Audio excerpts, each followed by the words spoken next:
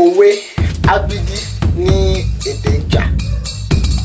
A ajuni lọ kò ju Ọlọ́run lọ. B bẹ́ẹ̀ ń lé kọ̀ọ̀kan lé mò ń dún àjọ tán. D dídùn ní ìdùn ní àjọ ọkọ̀ náà ní níbọba. E ènìyàn àmọ́ lọ́sùn ẹ̀ akọ̀ọ̀tàn náà ojú ẹ̀ lówó. Ẹ̀pà abẹ́ ni okùn tọ̀.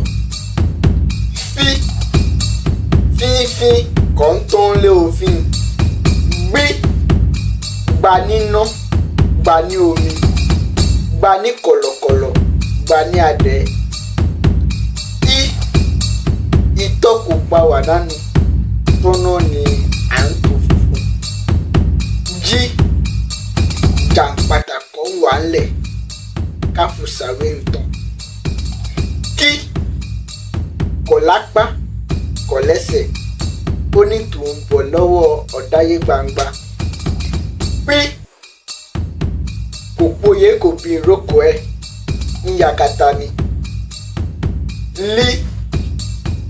Lẹ́yìn ẹsẹ̀ ni omi ó mí mùjáyé a kò ń bínú jẹ̀bi.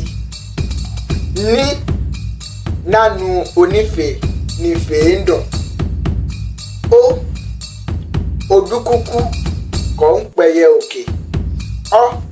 Ọlọ́gbọ́n kan kàn ń tẹ ẹ̀ nífà. Sólọ́sùn kàn ń dọ̀lé àpò. Jí tàǹbóyẹ́kẹ́ kò ń dúkù ń jọgu ẹyẹ.